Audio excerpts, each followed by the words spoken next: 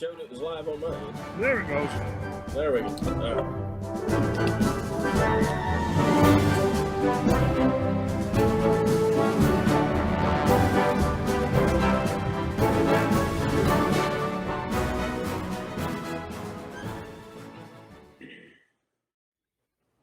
It's the Joezone.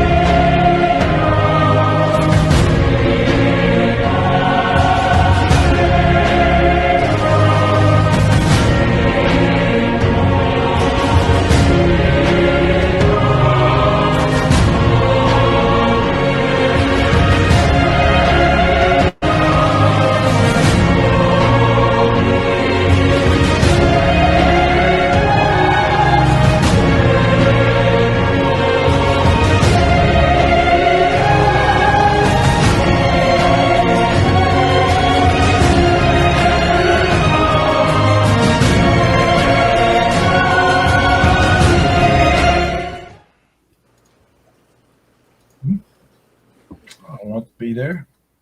All right. Nice. So, yeah, just for the record, if you guys are still looking for perfection, you probably ought to scroll on by because we're still learning. But that was actually excellent. So, yeah, that was a different start for tonight. And there's a reason for that because we're trying to accommodate a fellow collector who's got a project going. And we've got a time difference. So we're trying not to keep him out too late. Past his bedtime and whatnot, because you know how toy collectors get. They get a little cranky if they don't get their rest. So it's because we're old. Most of us actually are, yeah. Nice. So Dacre Bush is the creator of the video that you just saw, and he is tonight's 10 Hut. So a slightly modified 10 Hut because I know there's a lot that I'd like to be able to ask him, but I also want him to have the freedom to run and get all the details to his project out as quickly as he can and as complete as he can in the time that we've got allotted here. So how goes it, Dacre? Going well. Nice. And getting excited. We've got a little less than a month left before the Kickstarter begins. So a lot of content creation right now and get everything ready for the Kickstarter we got going on. February 22nd. So I watched your video before. I had the benefit of seeing it before, and you and I have chatted back and forth over the last couple of weeks, getting this whole thing scheduled and set up.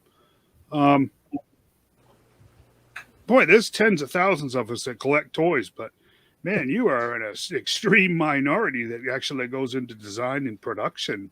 Yeah, it's been a journey. I can imagine. Yeah, we've been working on it for about 6 years, I think it is now. 6 years. Yeah. Did you do all your own engineering on this stuff, or did you have some help with that? Or so we're working with right now. I have a production company that's called Power Kid Design. Yep. They're out of Tennessee, actually Tennessee or Alabama. They're one of the two. Yep. But they're actually helping us with all the production, the manufacturing, and with the engineering and like the design aspects. When we originally started, it was I hired a friend of mine, Calvin Lowe, He's a fellow collector and customizer. He does a lot of like the 1/6 scale stuff. Yep. I don't know if you ever seen like the Darth Revan. Like they have like a custom Darth Revan that he did. He also did like a Kickstarter as well at one point.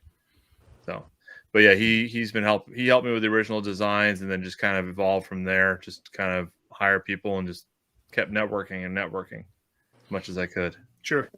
Let's without getting too biblical, what's your source material for these characters? So it comes from the Bible. So it's going to be they're action figures based on the Bible. It's the truth, the myth, the legend. And kind of with the first wave here, we're going to be kind of giving it like that wide brush stroke where we're going to be working with the 4 horsemen and the 3 archangels, along with more like legendary characters within the Bible. And, and then once we get this established, we're going to start working with characters from the actual testaments and then also notable heroes. I think it's, from a personal standpoint, I have to tell you, the last time I saw anything action figure wise that was even remotely biblical based was, oh Lord, when my oldest was little, and we're talking 30 years ago now. There was a bookstore a couple towns over that we used to go to every once in a while, and they had, I'm guessing there was somewhere in the area in 3 3/4 disciple figures. They had like the 12 disciples and Jesus. And I have to be honest with you, and I don't think he'll be offended by me saying this, they were terrible. Oh yeah. These were not, they didn't sell well. What was your motive? What was your personal motivation for choosing this particular line to develop? So I've grown up a Christian my whole life. Just I'm a journeyman. I'm a journey with God, and I went from Episcopalian to a Catholic, and I was part of the Knights of Columbus. And one of the knights there we were talking after one of the meetings where you saying, can you make my daughter a Joan of Arc figure? And I said, okay, I could try. And then he's like, but why don't they ever make good action figures for kids that are like Bible based? I was like, you're right, they don't. And that'd be something really, I think would be really cool to make, just have something that's collectible that pleases both, the seasoned collector, but also brings in the families that say, we want to have something that's good for the kids, that gives them sort of a good story, a good purpose to it, that has a good backing. Yeah, no, I get that. Not to interrupt, but on the subject, I tried to find it before the show, but I have the old Bible Man action figure. Oh yeah, it was about a 5.5 inch figure stuff. It wasn't horrible, but it was a long ways away from what you're going to produce. So. Yeah. No, I'd forgotten about that. At one point, I think Kirk, I can't say his last name, Cameron, but worked at G.I. Joe, because of the B. But he once actually was starting an actual action figure Bible like characters as well at one point. But they were more like very much like, remember the True Heroes? I think that's what they're called. Like the firemen and like the policemen. I always saw them at like doctors' offices and stuff like that. But yeah, they were more chunky, preschool oriented for smaller hands. Yes. Yep. Yeah. Whereas I don't know what you're talking about. Yeah. So, boy, there's a ton of stuff here that runs through my mind. What do you collect personally that might have actually been an influence on? I love G.I. Joe. That's always been my my brand. G.I. Joe, Transformers, and then Marvel Legends, and then going to like the new stuff with Boss Fight Studios, Marauders. I kind of like to dip my hat in pretty much anything that's really cool. Yep. Yeah, and I think that's true for most collectors, actually. Yeah. But if I had to pick one, it'd be G.I. Joe and Transformers. That's kind of where I'm at. Yeah. Yeah, so you're in that generation too, where you're an '80s kid, and it made an impression, and an impression stick. So very cool. What scale are these going to be in? So the scale right now, they're 1/12. There's actually Okay, yep. one of the prototypes. But the thing is, though, when you actually look at the figure itself, let's see if I get there. So, like the dents and like the scratches that are on it are actually small, so that they would actually scale with a 4-inch figure because they're celestial. So celestial being would have been like a 10-foot tall, like giant compared to a 6-foot tall person. Right. So with a 4-inch figure could scale with it. And part of what I'm trying to do is please also the customizer with the wings, where if you look at the lower wings, which are the more kind of like a stationary wing, those will actually, if you wanted to Dremel like a boss fight studio figure, you could actually fit these wings in them. Nice. We got right here,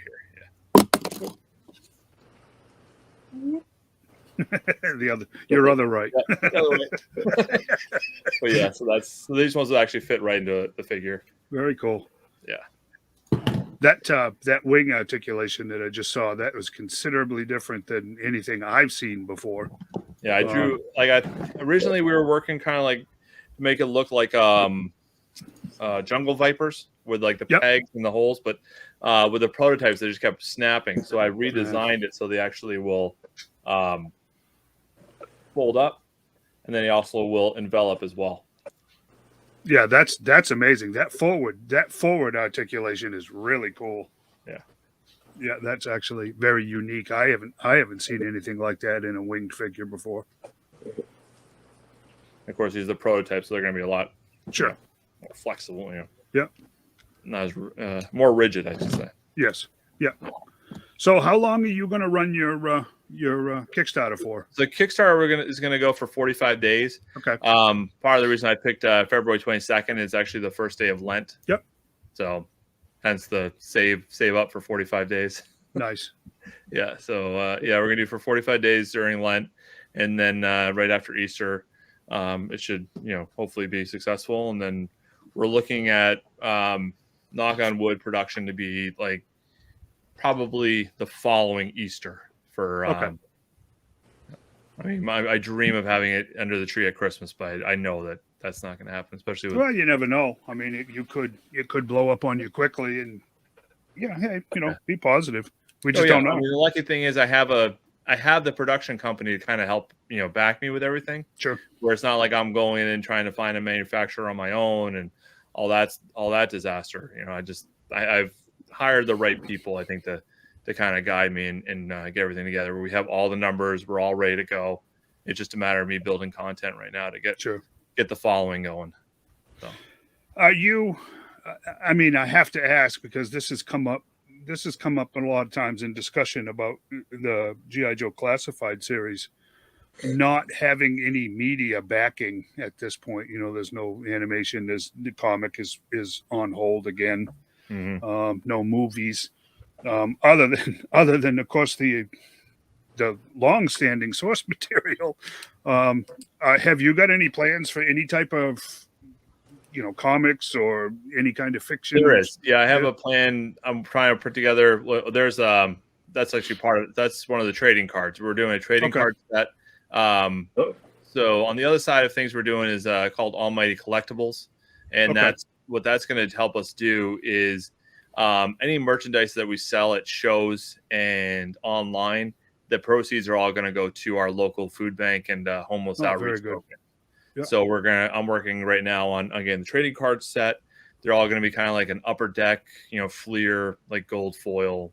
Cool. Characters. And then also I have, I'm working with actual published artists that are doing trading cards as well that we're going to sell those, like artist proofs, I call them. Nice. And then working on a graphic novel idea right now as well. Yeah, I think, again, apart from, the Bible source material, I think a lot of other collectors have the same opinion that some type of media to go along with action figures is almost critical, especially at startup like this. Yeah. And I'm looking at this, and I've been looking at it for the last week or so. And I mean, I really want to see this succeed personally, beyond my own Christianity and what my faith means to me in my walk with Christ. I can see these actually being, I can see them being pretty important to some kids because I think, well, I think some parents are pretty standoffish when it comes to secular toys for their kids.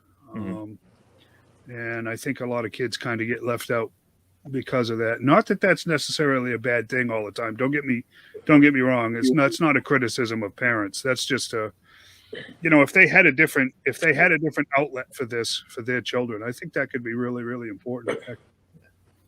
And part of what we're doing too is we're in the Kickstarter, we're actually going to be doing blank figures as well, so kids can actually like create their own angels and dredge, as we call them. Nice. Which are the bad guys. We call them. They have the heralds and the dredge. Nice. Yeah. So how does that work? How do one of those figures work? They're just a generic buck. Yeah, generic buck, and then we're gonna. One thing we love is translucents. So it's gonna be we'll have some translucent figures. And then we'll have armor packs, head packs, wing packs, and weapons packs as well. And then you can basically create your own. Sure. If you want to make your own 4 horsemen to look one way, and then your Gabriel, your Azrael, or Raphael to look a different way. It's up to you. So. We just got a comment that comes in, and I can see. I'm curious about this question too, but I can see where it could be problematic. So with Lucifer, what he's the character. It's an eventual stretch goal where it's like I don't want to put him out right away. Right. But he is in the. I mean, the thing that I've learned in college was that there was a college course called "The Death of All Evil" and the Death of Satan, and that if we don't recognize that there is an evil presence out there, it will just keep living our lives in a way that evil just surrounds us and we just keep going. Right. So what I'm trying to do is Lucifer is the accuser. So kind of built based on Milton's Paradise Lost. Yeah. Where he's there. He's a fallen angel. His character design, the way I'm kind of designing it, is he's going to have like sort of a burnt armor, and his wings will be broken. Yeah. Cool. So, but yes, I think plan for it if we need it. Yeah. It certainly wouldn't be the first time Lucifer or Satan, for that matter, whichever name you want to use, had been represented in plastic. I know McFarlane. There you go. That was my prerequisite, McFarlane, for the week. Through the Spawn line. I mean, that definitely showed up. They must have done a Mephisto for the Marvel Legends by now. Yep. Yeah. It's certainly not the first time that he's been represented, but I actually appreciate your angle on that, because it keeps the character in line with who he actually is, broken wings and like that we're not going to get some big OP character. It's just, you know what I'm saying. I mean, it doesn't need to be glorified in any ways, but representation, I think, is fair and makes sense. Interesting. Very interesting. So are you in a place where you can discuss what the specifics of your campaign are going to be? Sure. Yeah, I can discuss some stuff. Yeah. Like as far as for like costs and stuff like that, or what we have. What are your tiers? And, so our tiers right now, for the initial goal is going to be around 96,000. Okay. For 96,000, that kind of covers the at least we'll cover the first figure, which will be Azrael. That figure, Azrael's going to start with the end, and you end up with the beginning type thing. Sure. Azrael will be the first one. So at 96,000, that will get us 3,000 units, is what we call like the MOQ, the minimum order quantity, where China has to have a certain amount that they need Sure. to be able to produce it. So 3,000 is my number for them. But in order to get to 3,000, I need to get around $96,000 to start it. Right. But that also gives me now the tooling included in that 96,000 to have tooling for both Azrael and Gabriel. Okay. Yeah. I have Makes sense. for right now. Right. And the nice thing, what I'm trying to do is that all the figures are going to be on a standard style buck, and then all the armor pieces are removable. Sure. So the tooling isn't. So once we have the tooling for like the body, then it's more focusing on the tooling for armor pieces. Right. So then after 96,000, then we go another like 37,000 to get to Gabriel, and that will get us Gabriel. And then we're gonna start doing like the accessory packs, and then in between we'll do the additional figures as well. Right. Yeah, I'm curious. I'd be really curious to see. I'd be really curious to see your campaign. Yeah. To see what are your what how are you doing this one? I have to be honest with you. I was involved in one Kickstarter campaign a long time ago, and it was structured in donate X, X number of dollars, and this is what you get for your investment. And of course, the incentives went up from there. Is that how yours is going to be structured? Pretty much, yeah. So you have like the figures themselves are discounted to a price where it's basically I'm selling it directly to the consumer. Sure. Versus Big Bad Toy Store, who's also wants to get involved as well. Nice. They would sell it at like a retail price. Sure. So I'm selling, they buy it from me at wholesale costs, and they sell it to retail. Where the consumer on Kickstarter is just buying it at straight up, discounted retail price. Right. Because the only thing, and then shipping, then you pay for your shipping. And then I think I'm working right now. We have what's called the all-in. So basically all in, you get like 10 figures, the accessories, everything. And I'm trying to make it so the cost is going to be about 400 or under 400 for the all in. Oh, that's not terrible at all. And the total number of figures in that all in is what? It's going to be about 10 figures and then about 5 accessory packs. Yeah, that's actually amazing. So fingers crossed that we're going to be able to get that done. That's actually amazing. 10 figures and 5 accessory packs for, you're talking about a $400. $400, yeah. Again, it's, Wow. we have to get that goal. Well, yeah, but still, I mean, that should be obtainable, because that's actually pretty impressive. I don't know what, I wouldn't know where to actually put a dollar amount on the accessory packs, but I mean, just looking at the figures, I mean, $40 a figure for, figures on this level.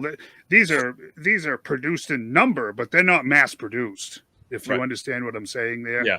There's a big difference between a 3,000 unit run as far as quality control and everything else that you'll have to keep track of versus one that they're running 100,000 of. Right. I mean, that's actually pretty amazing. Is that, because it's going to be a limited run, yes, the value will only go up from there. So nice. If it's, Is this your first plunge into doing on your my own own? figure line? Yes. Yeah. But I've been involved a lot with like different Kickstarters, watching the ones that that they're successful, the ones that are failed, and just I'm trying to learn from them as well. Like I reach out to them to say, what do you think you could have changed, or how what do I need to look out for my own, and just getting a lot of good feedback on trying to get everything prepared. Where before I was going to actually launch this like around Christmas, but I was told that's like Kickstarter hell right there, because it's nobody has the money, nobody's really in the Kickstarter at that point.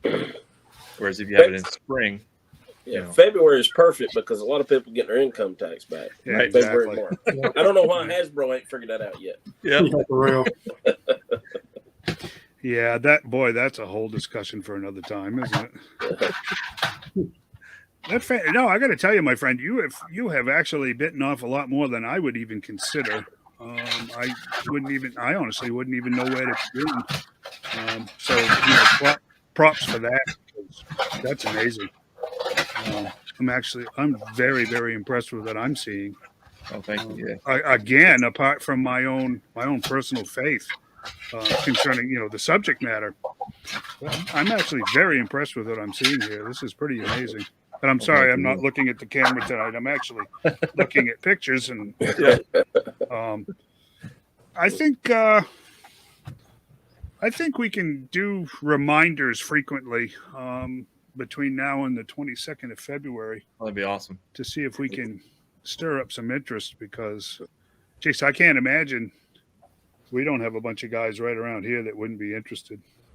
Cool. Yeah, we're I'm working on an Instagram giveaway. I'm sure it's the wrong thing to do, but I figure I'd do it anyways. That Wow. trying to get drum up the 1,000 follower type thing. So Sure. what I've learned is you have to have at least 1,000 followers to kind of get kind of a little bit of establishment there. Mhm. So we're doing this little giveaway here with a couple of posters. Those are two of the artists, Rich Woodall and Joseph Schmelke. They're two local comic book artists here. I don't know if you know, like Super 7 or the Phantom Star Killer. Yeah. He did the fam in there, and then Azrael's Rich Woodall, and then we have some action figures thrown in there, a couple of gift cards. It's very interesting.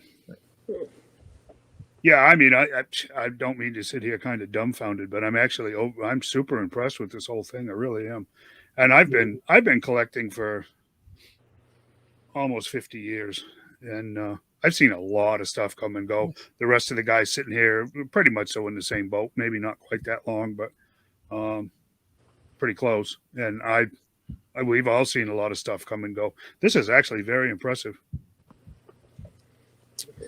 Oh, Yeah, so Corey's for humans, yeah. So the plan is once we go into the Old Testament and the New Testament, like the actual books, then I'm going to be actually trying to transfer into like a 4-inch figure line. Sure. And they'll have the actual bases for the giants and Egyptian gods. So we'll have Goliath, and then the Egyptian gods will have the bases with the 1/12 scale being, so you don't have to worry about the molding there. Right. But yeah, no, there'll be we're working on trying to get the 4-inch figures in there. Yeah, I mean, I'm looking at this. I'm looking at this comment here. I can see a David and Goliath 2-pack. Yep. I mean, a Samson. I can see a very blinded, bald Samson. Oh, yeah. mean, that would be. You have Samson without his hair. Yeah, and blinded. I mean, that would be a pretty cool variant. Yeah. Yeah. And let's face it, there really, other than the hair, there isn't much of a physical description given of Samson. So you'd have a lot of room there to play with. I mean, yeah, I don't doubt that he was a large man. Yep, that's why I was going to use for like the bigger right. bucks. Yeah. And I mean, if you were brave, you could get into almost like a prophecy line where that subject matter could be pretty expansive if you wanted it to be. Well, that's where I think that like the third, again, this is planning down the road, the third wave of notable heroes. Yep. Then we can start working more like the more legendary stuff. Right. Yeah. Yeah, absolutely. I'm going to open it up to the rest of the guys to see if they have any questions or anything they'd like to ask you. Well, I want to apologize. I thought my mic was on mute, so if all that rumbling and racket, I was trying to find my Lucifer figure so I could just show it. So you're going to give me some angels to fight. So because More Collectibles come out with a very nice Lucifer figure back in the late '90s. So, and with the Lady Death line and all that kind of stuff. Oh yes, yeah, oh yeah. Doesn't have a lot of the articulation, but the sculpt works incredible. But so I'm like, I know I had it because I recently got a Lady Death figure and I was going to do some pictures of it. I'm like, but as true to form with my luck, I can't find it right now. So yeah, I thought I was on mute, so I don't know how much racket I was making, but some, but it's all right. I can go to mute now and let someone else talk. John? Shane, anything you'd like to ask? Yeah. Have you ever worked with any other toy manufacturers before now? Before now, not on a professional basis. No, just working mainly customizing and researching. Nothing professional now. Sure. Yeah. Yeah, my background's in art and that customizing. Makes sense. Yeah, that makes sense. Yeah, you'd have to have a really heavily artistic mind to even consider going down this road. Holy cow. Oh, yeah, very much so. Yeah. Well, John's our resident minister, so I'm sure he's he pastors the church, so I'm sure this is very interesting. Yeah, Oh yeah, I'm definitely interested. I think that's great. I have to admit, I'm like Dave. That wing articulation's by far the best wing articulation I've ever saw. Thank you. It's and wing articulation is really hard to do and look decent. And the pictures you showed, I mean, it's really impressive. I have to say, I mean, I'm looking at them, and I have Daniel running in my head on a loop where the cherubim, covered one of their faces with the wings, and I'm looking at that articulation. It's we've never seen that before. Yeah. That's amazing. That's actually very, very cool. Thank I you, don't know, boy. I have to tell you, I don't know. It's funny. I'm sitting here talking with you and stuff. I've looked at this stuff over the last week, but you kind of get in that mode where you just shuffle, check it, figure out what you want to talk about, what you don't want to talk about, stuff like that. The more I look at this, the more actually just floored I am by it. It's actually amazing work. You really need to be congratulated first by me, because that's exceptional. From concept to what we're seeing, that's actually amazing. Thank you. Yeah, we're working hard, trying. Exactly. They do have that medieval feel to them. This is I wanted to try to bring in history, different types of histories, different type of cultures, where you'll find with Michael and Raphael, and then also original plan we were actually going to do the 7 archangels with each day of the week. Sure. But then we're kind of just focusing right now on just the 3 main archangels. Yeah. But you'll see a lot of their design aspects will have different cultural influences as well. So a lot of medieval and Asian and Middle Eastern style. Yeah, right. Yeah, fantastic. Really fantastic. I think you got a lot you can work with in Revelations. There are some of the beasts that it's described in Revelations. Yeah. Really awesome figures. Yeah, seraphim and cherubim. I mean, if you wanted to deep dive, you could get into topics like the Nephilim.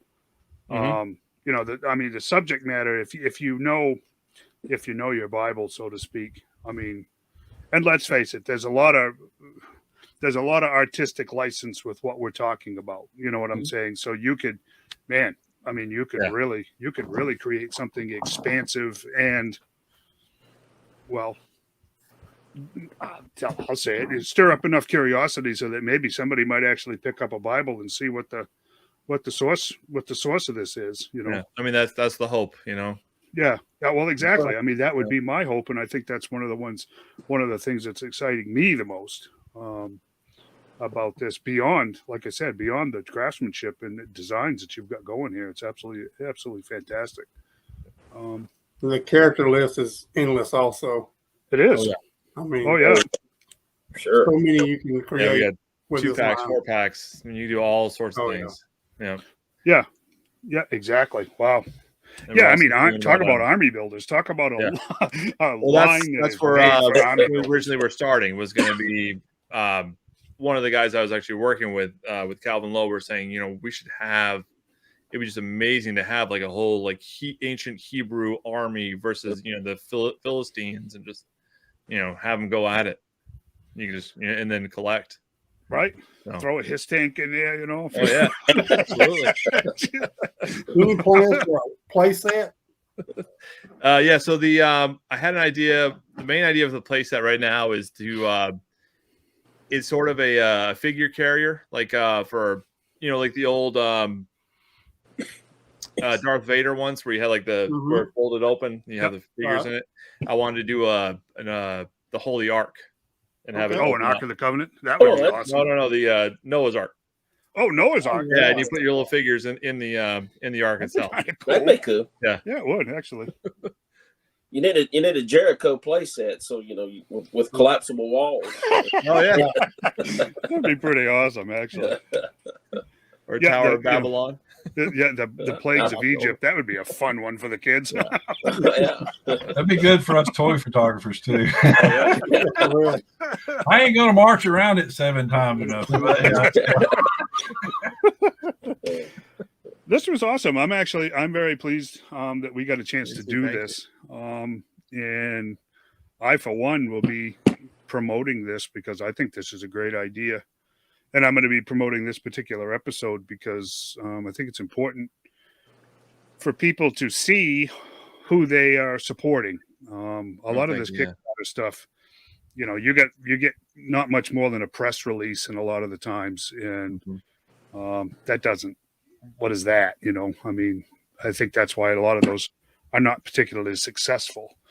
But with this, I mean, you've got a small audience, but an audience nonetheless that's in your wheelhouse, so to speak. And I really think they need to start thinking about supporting this line because I think I'm going to. I think I'm all in at that $400 point because, geez, that's pretty amazing.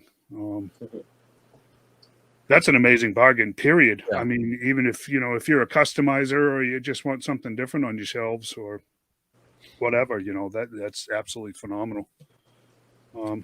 I'm curious. I'm actually very anxious to see what this does.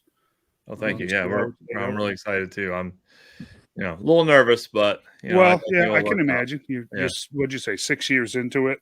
6 years into it, just been planning, just drawing. And, finally saying, you know what, this is the time. So.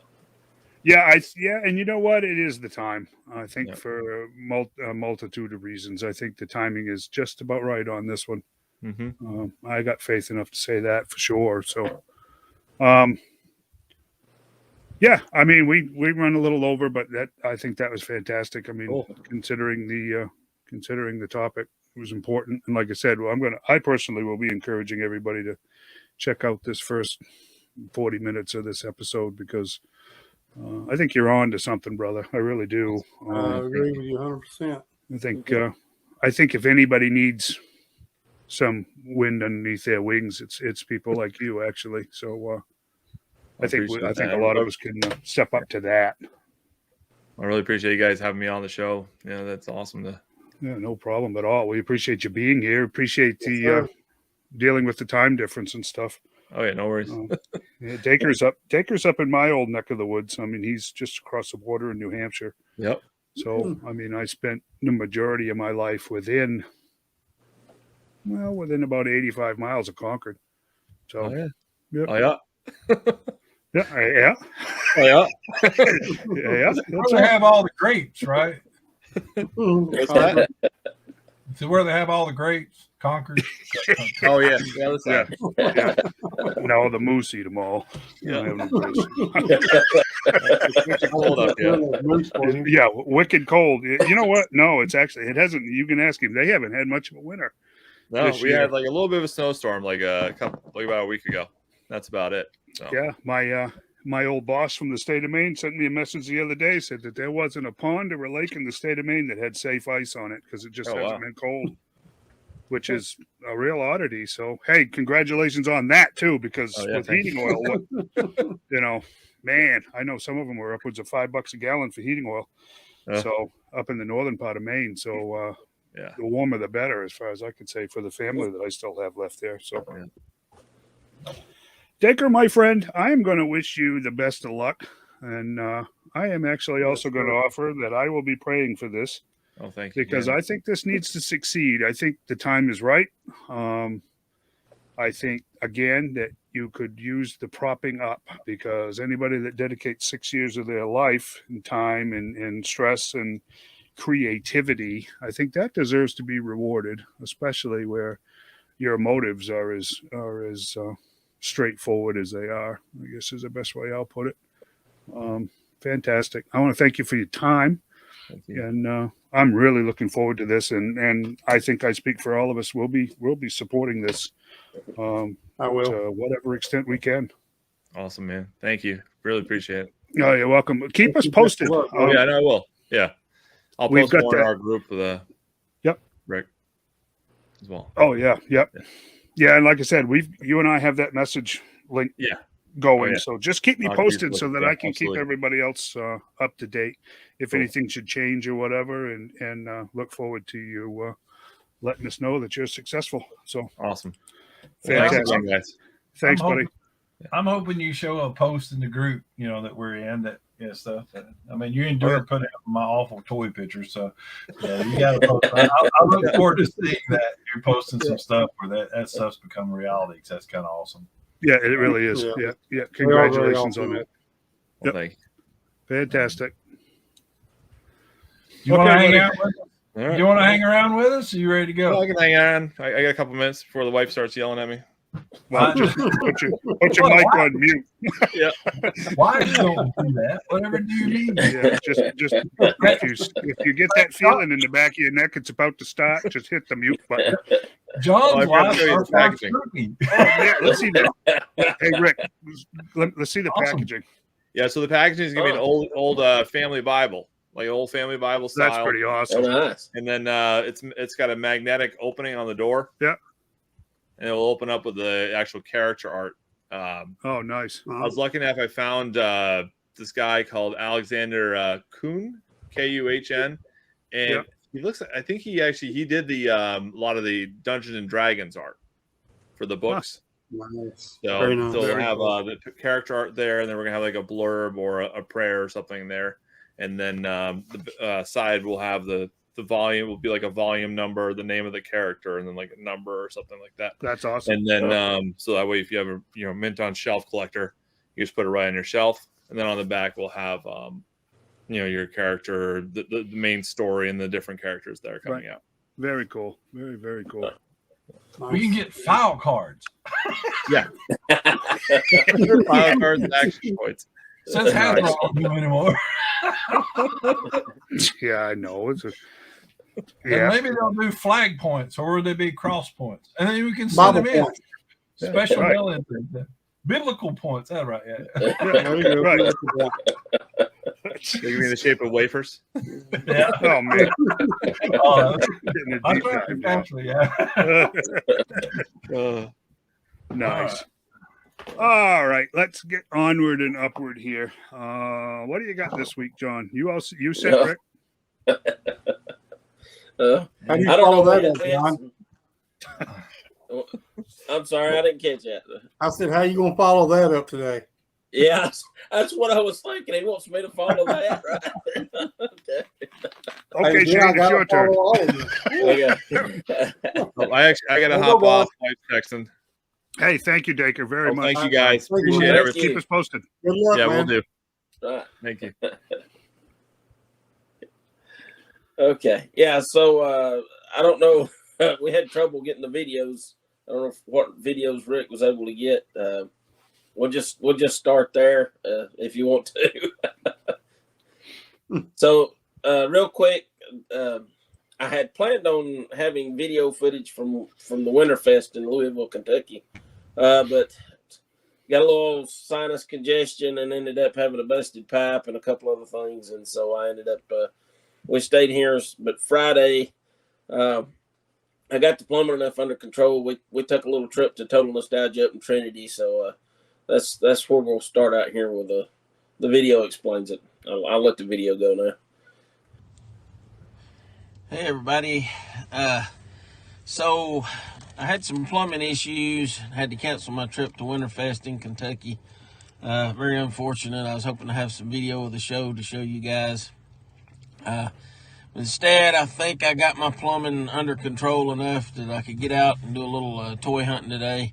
So we thought it'd been a while since we drove over to Total Nostalgia over here in Trinity, Alabama. So we come over this way today, and brought a few comic books, see if I could do a little trading with them. Saw on Facebook they got in some vintage G.I. Joe stuff this past week, so we're gonna go ahead and check it out and see what all they got. So come on, let's go see what they got in here. So we're checking out all the G.I. Joe stuff. They got a bunch of G.I. Joe stuff in this past week. A lot of loose stuff. Looks like some.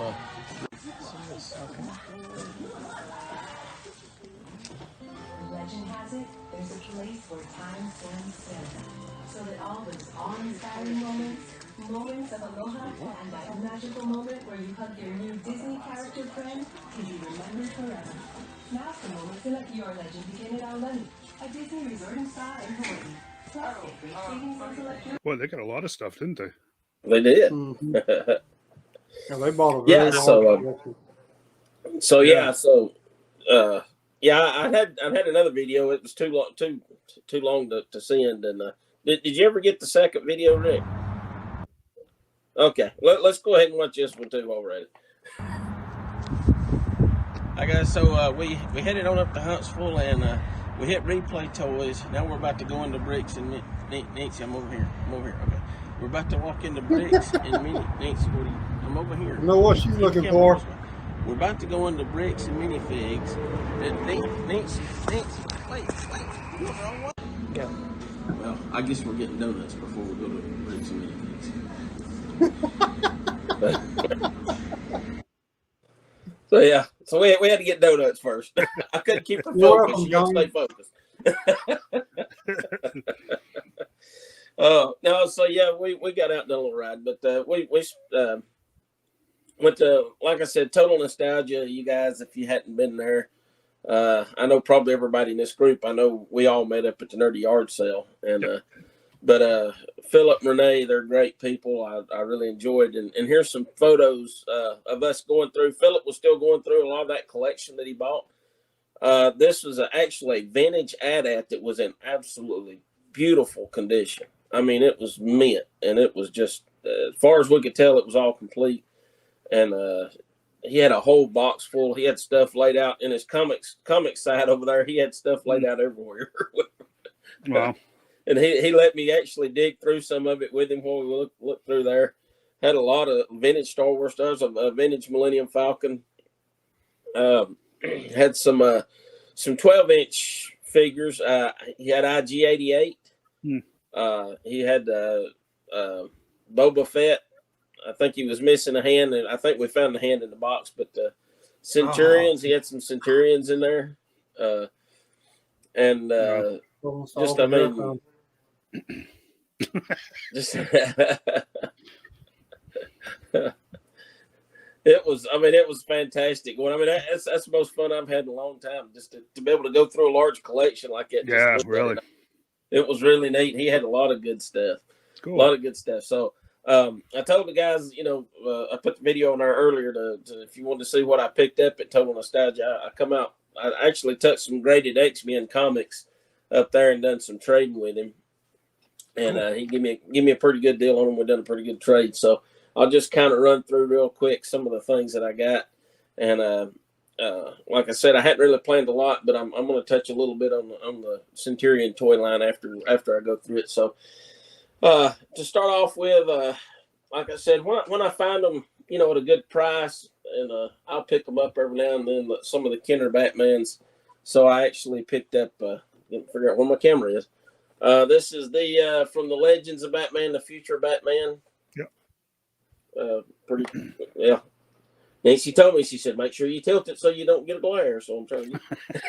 She's been giving me pointers on this. Also got from the Batman and Robin, the Sky Assault Batman. Yep. And this is the one that come. Some of them come with a ring. There. This is the one that come with a ring. Pick those two things up. I got this is not necessarily a vintage toy, but it was a figure that I was looking for. I kind of got out of the classics, the Master Universe classics there toward the end. I didn't get any of the Super 7 stuff, and I can't remember if this was Super 7 or right at the end of the Mattel MannyCollector.com, but they had the Roton, and it actually came with I think it's called a Skelecon. It was some of Skeletor's minions from like the European comics. He come with a spear and a knife. So I didn't get the Roton, but I really don't have room for the vehicles. They're kind of big. Yeah. Yeah. But I thought that was a pretty cool figure, so I picked it up. They had a lot of Master Universe Classics figures. I had a few others that I was missing too, but I had to get in on the G.I. Joes. So I picked up as far as G.I. Joes go. And man, I don't know who you got the collection from, but I don't think they ever played with the toys because they were in beautiful shape. I picked up a Steeler. He don't have his Uzi, but in what I liked, I mean, I don't know if you can really see it, but a lot of times the gold on the classic figures, on the vintage figures, like the handle of his gun and his underneath shirt, I don't know if you can really tell, but it's in beautiful condition. Huh. And usually, I think the swivel arm Steeler I got, it's kind of faded a little bit. I know, like the hooded Cobra Commander, the mail-in, the gold trim on him, a lot of times it's not that it's been worn off from play. It's just that it just kind of deteriorates over time. Something about that gold paint. Yeah, it does something chemically. Yeah. Ripper's another big one. To find Ripper where he's got the gold bracelet around his arm, it's hard to find one that's got a good, clean gold finish to it. It's just deteriorated over time. But I picked up that Steeler because he was in such great shape. Of course, that's one of my favorite characters. Yeah, nice. Had this. I mean, like I said, the guy kept his toys mint. I got a mint condition. I still have my refrigerator period from when I was a kid, but he's got a little paint wear on him. This one's perfect, and he had his club, So I picked him up. Beautiful figure. I mean, there's no paint wear on him whatsoever. I didn't really need a lamprey. Of course, they're good for arm rebuilding, I guess. But sure. I mean, it's beautiful. I mean, mint condition. But what sold me on this? The reason I picked this up because it's got an uncut file card. Oh wow. With the so nice. that's pretty good from the. Well, that would be the mail-in because the original one come on the back of the box, right? Yeah. So that's kind of mad. It didn't come with a gun, but I'm good with that because, like I said, I mainly got it for the file card. So right. Those are my Joe purchases. Shane's probably going to kill me for this one, but I could, man. When I saw this, I said I got to get this one. This thing is absolutely mint. Oh, jeez. Oh. Wow. I mean, you can tell you can see, I don't know if you really see it here, but the glue on the stickers is kind of, spread out a little bit. Yep. I don't know if you ever noticed that. But, I mean, the thing looks like it just come out of the box. Wow. I mean, it's beautiful. And, of course, he had Thrasher, mint condition with his club. And, yes, it did actually, and that's what I was afraid of, but it did have the antenna. Wow. Unbroken. It's bent, but it's unbroken.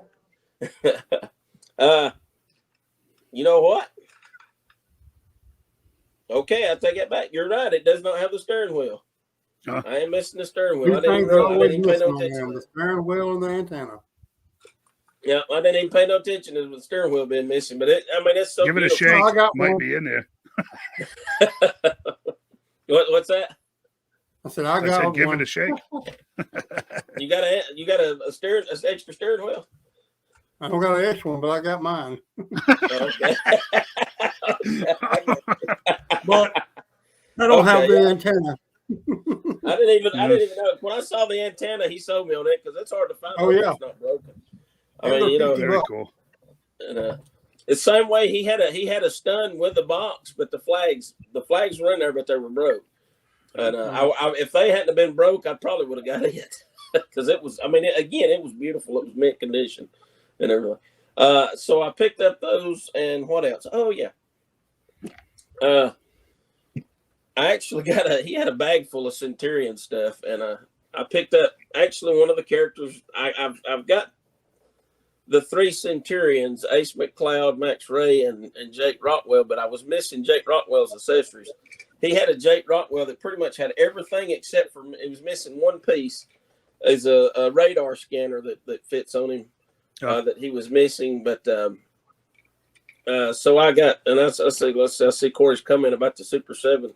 I think, yes, I have saw those. They look like the original ones too. That Super 7's going to release. Anybody but Super 7 though. What's that? I said anybody but Super 7. Yeah. They'll be expensive.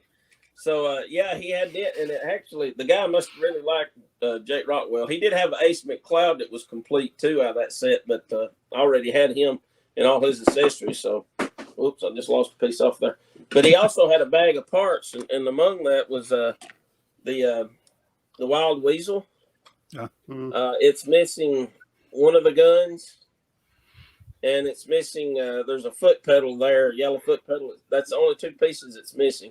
Which I'm already watching them on eBay. I found those 2.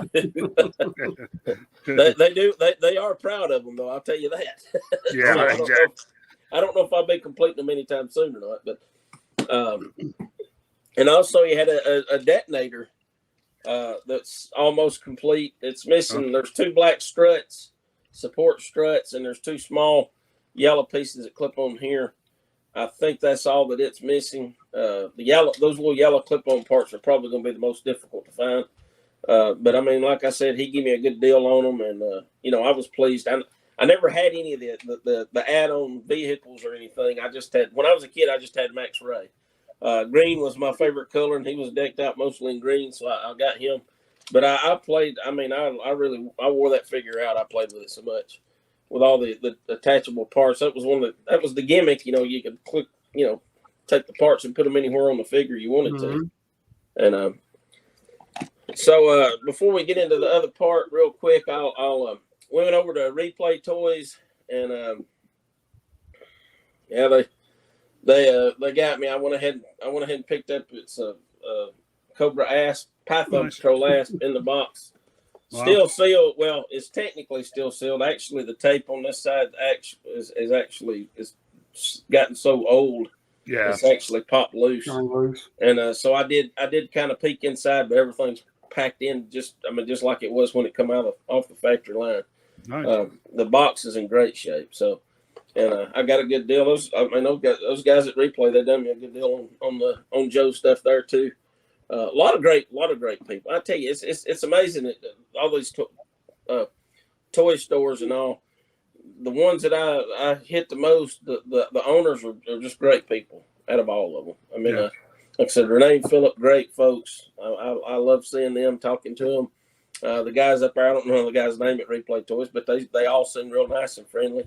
And then, of course, after we left Replay Toys, we stopped over at the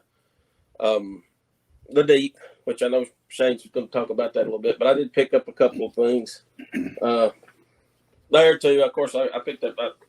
I hadn't seen Zodak in the store, so I had to pick him up because it is a very nice figure. I really am impressed by that Zodak that they did. Yeah, I haven't seen that one. Yeah, they had a couple of them. They had one hero left. Oh, you sucker, you! I picked him up. I hadn't saw him in the store neither. Actually, I had another guy from the group ask me if I'd seen any in the store yet, and I said I hadn't. I think the Deep had one, and sure enough, I went back and he had it. So I said, well, what the heck? I might as well go ahead and grab it.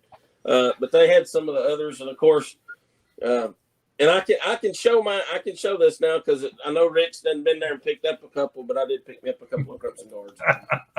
I had 2 that I'd pre-ordered, and I got 2 more. They had about 6 of them, but I didn't want to be, greedy, so I left some for other people. But I do need to pick up about 2 more later on because I would like to have about 6 of them for my display. And then, of course, I had trouble finding this one on a decent card. The card's been,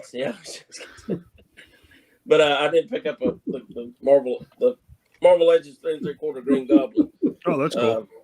I'm actually got way behind on these, but I did want the Green Goblin, but every time I saw it, the card was all mangled up. And they had a good card there because I'm kind of leaving them on the card because I like I'm basically getting those because of the artwork and the file card and all on the back, Yeah. And but anyway, that was my pickup. So nice. I didn't plan to go spend money at Joe Fest, so I said, well, I got to do something with all this money now. What am I going to do with it? Yeah, exactly. Right. Yeah, exactly. That's a horrible lie. But no, I did. Like I said, I traded a lot of X-Men comics with Total Nostalgia. So actually, I didn't spend any money there. I actually come away with a little bit more than I left.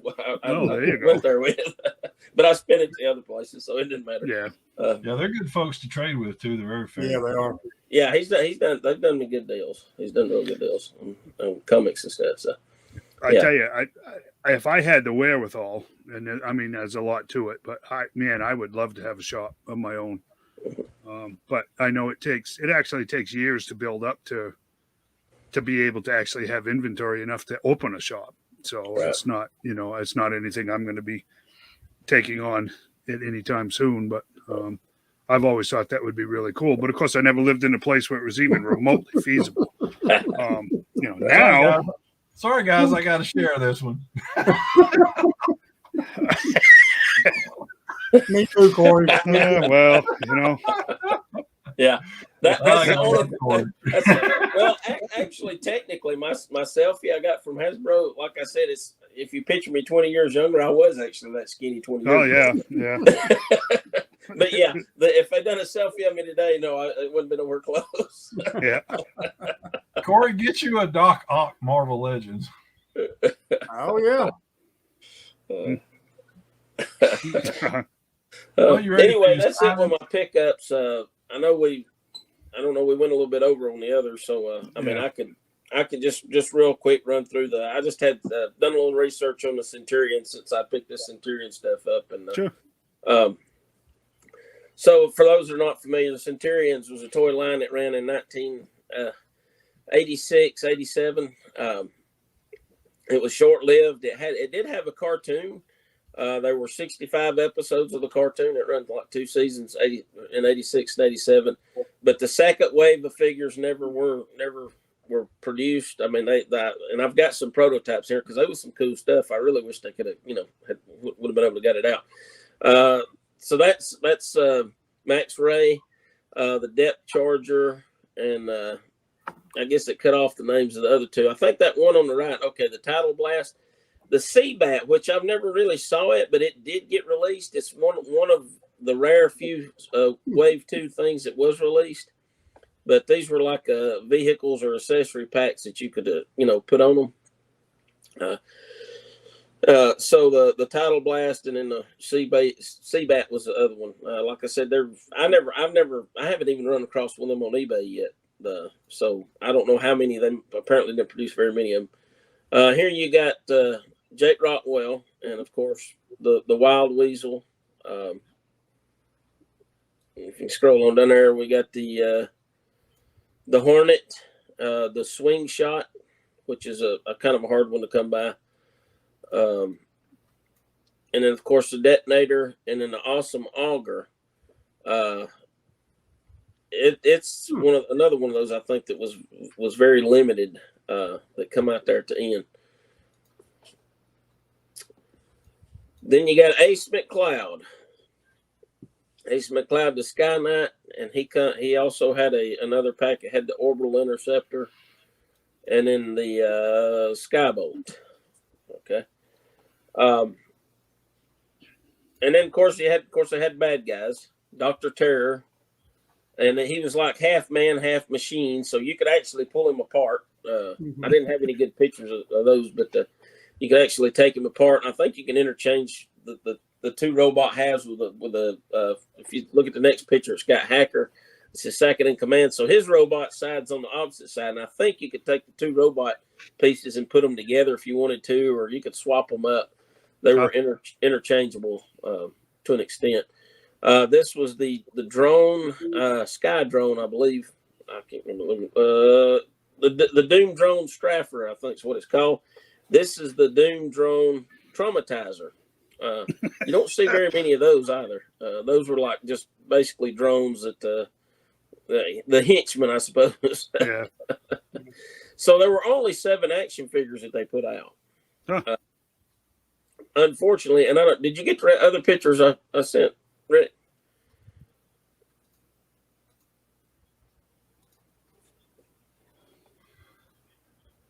This is tricky about getting it up, so hold on. Let me get it Okay. up. Yeah, because I didn't realize. Like I said, it would have been great if they could have got that second wave out, because this was one of the villains from the second wave that never got released. They got a prototype.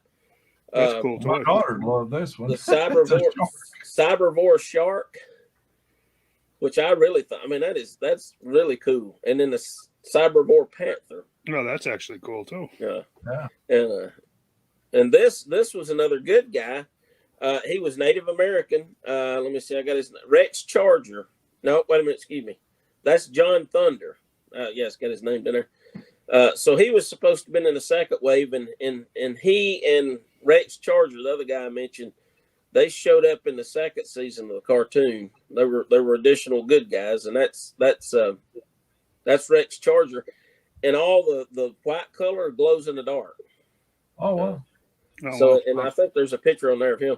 So this is some of the unproduced things that they planned on producing. This was the Fathom fan. and that was from the cartoon, but they didn't. They never got a prototype of it. They had planned on doing that one for the toy line, but like I said, it got canceled after the first series.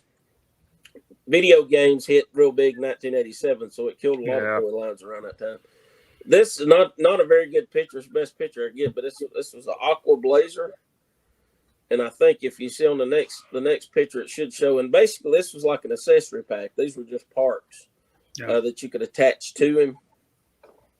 And they started doing some like accessory packs and things. This, I believe, was the Land Laser for Jake Rockwell. And again, it was like an accessory pack that they put out, or we're going to put out. Like I said, all these are unproduced. They never produced these. Yeah. But that's the pieces there that it would have come with to attach to him with the lasers. Then you got some for Ace McCloud. This was the, I believe, Strato Strike. That would have been kind of cool. It's kind of got the vertical takeoff and landing feature to it there. And that was pretty cool artwork on it. This I think is the Aero Assault, which was again like an accessory pack. And in the next picture, that's the parts that would have come with it had it been released. And this would have went with this would have been for John Thunder. Okay, we skipped it. Okay, the Gatling Guard. So this would have been the Gatling Guard for Rex Charger. If you see in the bottom right, you can see the glow in the dark parts. Yeah. That would have been really cool. I hate they never got to do the second wave of those. Those would have really been cool. My mouse likes to double click sometimes. Okay. Yeah. That was an accessory pack for John Thunder. It's called the Thunder Knife. And it's kind of like tank treads where he'd lay on his stomach, and then I guess you had like that blade that come out on each side there. So he could just go through and cut down them drones, I suppose. And then Crystal Kane, they didn't, I don't know if they ever intended on doing a figure of her, but she was one of the other characters. I just thought it was worth just sticking a picture of her up there. She's the one that, I don't know if you ever watched the cartoon, but she's the one that run they were based out of an orbital satellite. And she's the one that would beam them down and beam their equipment down to them when they would go into battle. And I don't know if they ever planned on doing a figure of her. If the series had kept going, they probably would have later on. Right. But I don't know. It was just a really cool toy line, and I hate that it got canceled because looked like they had some pretty interesting stuff coming out there to go with it, and some new characters. But like I said, it's not hard. I mean, some of the parts are hard to find. Some of the vehicles are hard to find. But if you wanted a complete run of an actual toy line, that would be a good one to pick, because there's only, like I said, there's only 7 action figures, count the drones, and then you got the few vehicle packs. So you're looking at maybe about 15 different things to get, and then you'd have the whole toy line. Cool. No, Corey says he had Ace and the 2 bad guys as a kid. You could put the 2 robot halves together. So yeah, you were right on that. Yeah. I passed on getting the 2 bad guys at a toy line out here back before COVID, and I could have got them at a real good price, and I passed on them, and I wished I'd went ahead and got them, because now, I mean, they're most of the figures complete by they go for anywhere from $75 to $125, and then the vehicles, if you get the vehicles in the box, good Lord, I mean, some of them's $300-$400. Yeah, I believe it. Loose, they're not so bad, but like I said, there's the parts. Some of the parts are really hard to find. So this was, what'd you say, 87? 86 to 87 is when the cartoon ran. I think the figures come out in 86 when the first season of the cartoons come out. So this must have been Kenner desperately looking for a line, because Star Wars had to have been really dying by then. Right. I mean, yes, and that's the droids and stuff like that line, but Ewoks. But yeah, it had to have been. They had to have been just about desperate for a big hit again. Yeah. Just to keep things afloat, and we all know how that worked out. But and the cartoon, I mean, 65 episodes. That's quite a few episodes for a cartoon. Yeah. Most cartoons only run just a couple of seasons. I mean, even G.I. Joe, the original run was only 2 seasons, and then the movie and a couple of miniseries. Right. Yeah, it is funny. Marketing to kids is hard because they age out of things so fast compared to every other age group. Literally, I mean, it's just 2 years is a long time in the life of a child. Right, it is. It really is. I mean, you can go from 10 to 12 real quick, and we all know how that works. So yeah, I mean, that's cool though. I was aware of them, but I had kind of at that point I was graduating out of all kinds of things and moving on. You know what I mean? And but I remember them. Like I said, just vaguely. I don't think I ever saw an episode of the cartoon. I don't remember it at all. So was that an afternoon cartoon or? Go ahead, Shane. I absolutely love that cartoon and the figures. They were way beyond their articulation was way beyond their time. Right. Because I mean, yeah, I mean, they did have the, I mean, the shoulder swivel. You know, kind of like G.I. Joe's. You didn't see that in large action figures like that. No, they were way beyond their time, and I could never understand why it just ended up and stopped. And even the legs, you know, you got that articulation there. They were hard to find on the shelves when I was a boy then too. Also, so geez, I'm trying to remember. I might be wrong, but isn't that around about the same time that Ninja Turtles hit? I think Ninja Turtles were about 88, maybe. Yeah. I'm just curious because I mean that turned. I remember Turtles turned the toy world upside down. Turtles killed a lot of toy lines because they were another line that was just. I mean, they took up so much space in toy aisles that. And the series run 10 seasons. Yeah. I mean that's really a lot for a cartoon. Well, we sat down with the boys last night and watched a new movie from the Nickelodeon version of the Turtles. I mean, it's still going. Mm-hmm. You know, Layard and Eastman haven't had anything to do with it in decades. You know, they're just sitting back cashing the checks. But, Turtles is huge. Another one of those generational things, I guess, changed everything for that generation. So very cool. Thank you, John. That's actually it's cool to look at that stuff, and it's neat to learn stuff because, like I said, we probably got guys in the group that are either too old or too young to have appreciated that line. So cool. Thank you. It's a good job. What you got, Shane? Well, like John, I didn't have much time this weekend. Sure. But I did go by the Deep and check them out and pick up some things that Mike Matthews had put back for me. Great place. It is cool. And Rick's got the picture there. Their toy aisle just stopped. Mm-hmm. If you're looking for bats, alley vipers, crimson guards, Sergeant Slaughters, the Viper 3-packs, any of that, Zoranas, they've got them, along with your Master of the Universe stuff. But, they're just packed, man. And great people, great people. These local businesses, they're great. I mean, I can't say enough about it. And Mike, he's a member of our group, Mike Matthews, and he's an awesome guy also. But I picked up a few things there myself. He had me Crimson Guard saved back. Picked up another Zorana so I could open her up. Yep. Put the original hair on her. I just like the original. Yep. And picked up the Stratos. If you guys, nice. This is a great figure also. Yeah, nice. Got that one. And Jitsu. I had to settle for him since there was no heroes left. John. But yeah, Jitsu is surprisingly a really good figure also. Really nice. He comes with his mask here that you can put on. Let me get in here. It's a mask that you can put over his face. It's a really nice figure. But yeah, like I said, the Deep, like all these other local people, businesses, man, support those guys. Those guys, they'll do you right, I promise. Go in there and talk to Mike and the guys around. Their toys. They have plenty of toys to pick from.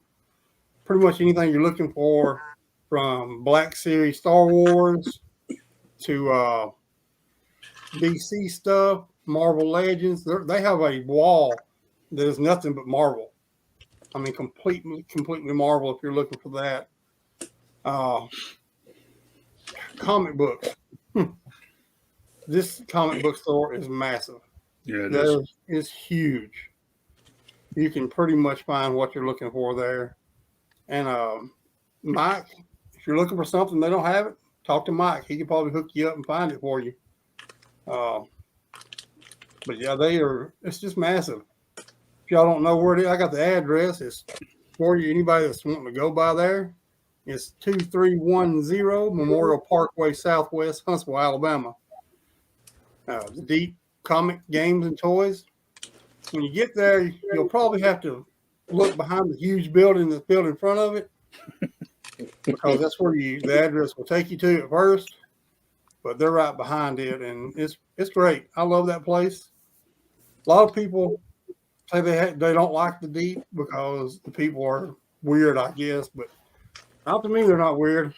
They're fantastic people. Just because we look weird don't mean we are weird. Ain't that right, Rick? I'm pretty weird, so yeah, me I and own Rick. it. Me and Rick went looking today also in Decatur. We didn't find too much. Rick scored a few things that he wanted, but you can pretty much find. Cheese, bread, and we couldn't find a mop, so yeah. He didn't get his mop. But the Tiger Force stuff is on there. It's out there. The cats are out there. You can find cats anywhere. Cats are pretty plentiful. Yep. But It's always got to get the show. yeah. That's good. That's fixing to be funny because I want to bring up something that we talked about last week that Shane was talking about, and this would jog your memory. Oh my goodness. That's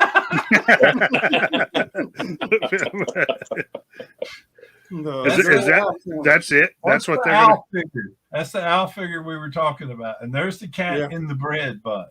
Oh man. That is awesome. I think over some cola, and stuff. So yeah, that's the owl figure. Yeah. That's funny. I know we was talking about it, didn't have a point of reference at the time. But yeah, that's I see a striking resemblance there between Alp and John and his cat. So, I just need a bun, right? Just need a bun. You got it. She run off after that. She said, "I'm out of here." Well, that's really. Yeah, the Racondos are out there now. The Python Patrol officers, they're there. Tiger Force Dukes, the Snake Eyes with the white timber, he's out there. You can find a lot of things right now if you're looking for them. Right. Yeah. But we've pretty much got everything we need right now. That's you got to put in the footwork. Yep, you got to get out there and look. If you saw Nancy's post, I got you a Tiger Force Racondo. I did see that. Yeah, bully. It's looking like Bazooka is the hard one to come by in that wave. There doesn't seem to be as many of him showing up. He was at first, but now I've seen several. Have you? Yeah, I saw 2 or 3 at the Madison Walmart in Madison. Yeah, these Walmarts down here are never going to have anything new. Not Walmart. I'm 100% Target, I'm sorry. Yeah. And the Gung Ho's and Destros, they're popping up everywhere on. I saw one once. Yeah, I saw a Destro once, and that's it. But these, like I said, these stores down here, they've still got 90%. I swear 90% of the toys that they had for sale at Christmas time. Yeah. Well, my Walmart's pegs are still full of Lady J and the Baroness. Yeah, exactly. Right above it is a stack of Destros and Gung Ho's. Yeah. Yeah. Up on the top shelf. Yeah. It's not even on the. It's not, Right. Nor even either. There's ain't no room. So I also talked to a Walmart employee this weekend in Tennessee while I was up there, and he told I was looking for the GI Joes and Masters of the Universe stuff, and he told me that they were not going to be carrying GI Joe or Masters of the Universe anymore because they're not moving at all. Yeah, well, so I mean, we've heard rumors of the lines dying. It could be possible. It could be very possible if these stores stop, buying because they're not moving. So, well, I guess I think it's probably safe because it was actually an official broadcast by Emily and Lenny, I guess. And what was that on Instagram? The unboxing of the Sky Striker. Oh, it was on the Has. Oh, it was. Falls. Yeah, I never even got a notification there was supposed to be one. So I guess being a member doesn't amount to much. What's that? I don't think anyone did. I just happened to check the app one day and it was there. Wow. That's nice. I posted about Agent Helix. And I kind of got in a little trouble on one page over that. Did you? When I said about them well, talking. Don't do it again. All because I didn't call the person that knows nothing about G.I. Joe by her name. Oh, no.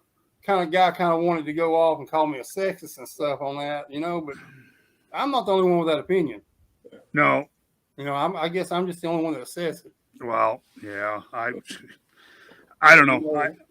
She don't know nothing about this line.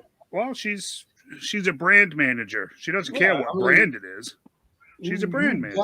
To me, they need someone that knows this line to promote this line. She does not know this line. Lenny does a fantastic job at it. I have to tell you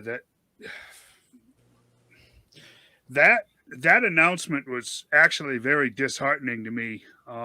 Helix is an IDW character that came out in their Joe universe. I'm going to say sometime around 2003 or 4, maybe. Yeah. She's basically a mutant, if that makes any sense to you. She has this precognition to other humans' actions. So it's almost like the Force. So she's like the super warrior because she knows what's going to happen before it happens. Right. For those of you that are not familiar with Helix. And somehow they decided to pair her up with Snake Eyes and whatever, I have to tell you that choice for release at this particular time is worse than Headhunter. I don't know who's. I don't know who's. The boxes. That's all. They're just checking the boxes. Well, I'm sorry, but the checking the boxes is right, and we don't need to go any further than that because everybody knows exactly what we're talking about. It's not good for the line. I'm sorry, but it's not. I hate to break it to Emily if that makes people happy that I used her name, but the market for G.I. Joe Classified are guys that want those characters from our childhood, right? And Helix was nowhere to be found, right? And let's face it, there's an awful lot of us that don't even care about G.I. Joe after 1988. So you got a 6-year window there that you're actually trying to appeal to, and they seem to be missing it badly at this point. That choice is just horrible. I don't get that choice. It concerns me for the line, but that's my rant for the week. We'll stay positive the rest of the time. What's that? They've announced Shadow Tracker. That's what I mean, Shadow Tracker. Yeah. And I mean, he's a great character. Don't get me wrong, but he is way on in. When we've got great characters that hasn't been released yet. I don't like their boxes. I don't like them at all. I mean, we haven't hit the halfway mark at the original lineup. You guys realize that, don't you? We don't even have the original 13 yet. That's what I mean. We haven't even hit the halfway mark on the original lineup. What are we doing? I mean, I don't know. I just don't. if you go to GIJoe.com, the website for them, you'll still. I mean, they still got some of the other, like the Sand Scorpion from the Valor versus Venom listed on there. But they hadn't updated the website in over a year. They have the Cobra 3-pack on there, and that's it. That's the last thing they put on there new. But the characters they listed was it was sort of a hodgepodge of different eras. So I could see them what they were trying to do there, but it's like they don't even care enough to even update the website. And I don't get it. I mean, the classified line was supposed to be based off the video game they come out with. Yes, exactly. Right. And the game flopped so bad. So what makes you think the characters in that game we want to see? I don't get that. That's something I don't understand. Yeah, Now, if that game had took off and was like fantastic, and copies were flying, I mean, you could buy the game for $7 at Walmart, man. Yeah. And this was a month after it was released, so yeah. That tells you right there it's a flop. Yeah. As far as I can tell, G.I. Joe is the only line that Hasbro actually owns. They're not paying a stitch of licensing to anybody. Mm-hmm. That's the one that should be up and running to the races as far as production and support. But they're still right heavy hard into Star Wars, Transformers, Power Rangers, Ghostbusters. These are all the lines that they paid huge amounts of money to get the licensing for, and now they have to chase those same dollars just to try to get them back and recoup. It's like, what are you doing? Build a brand. Build the brand that you own. You've owned it forever. Mm-hmm. You know what I mean? Why is that like the redheaded stepchild? Because that's how they're treating G.I. Joe, as far as I'm concerned. I just don't get it. It's almost like they make it begrudgingly or something because they think they have to. We They represent could easily market it Easily. but the line represents an old archaic sense of patriotism and country pride, and stuff. And that's just not. It doesn't check a box. That's not. I know, man. I know, but you got to get to a point where business sense would take over here somewhere. Right. You would think they're laying off 1,000 people. If you own a store, you want to move product, right? That's the name of the game. Right. If you're not moving product, you're not doing anything. Nope. You're going out of business soon, and that's I know how this line is looking. Because let's face it, the product isn't moving as well as it was. You release new characters, they go boom, boom, boom, boom. But once those characters are gone, you still packing them shelves with the same characters. Right. They're there. How many Python Patrol Vipers and Bats did we see today? I've seen guys posting pictures of other groups at Targets that have them in other places across the country have them marked down now at $11 because they're not moving. They're there in number. They have so many at the Target and Decatur that they've had to move them over into the actual collectible section where they should be. Yeah. And there was 20 of each, Rick, 30 maybe. Mm-hmm. Yeah. I believe we just kept finding them. Yep. It's kind of become a game with me and Rick today, finding them and putting them where they should be. Yeah. Found another one. Here's another one. I don't know, gentlemen.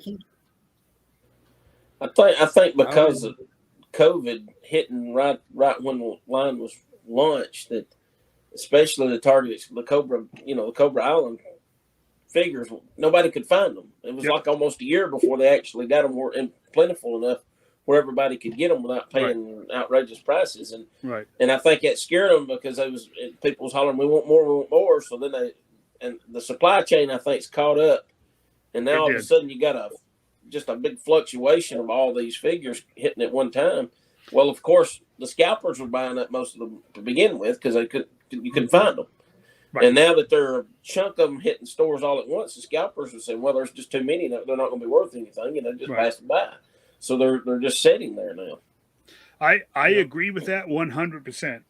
But here's the thing that and this is the point, if I could actually talk to them, like they'd care, but if I could actually talk to them, I'd use your words where you're right. When Cobra Island came out, we were literally screaming, "We want more."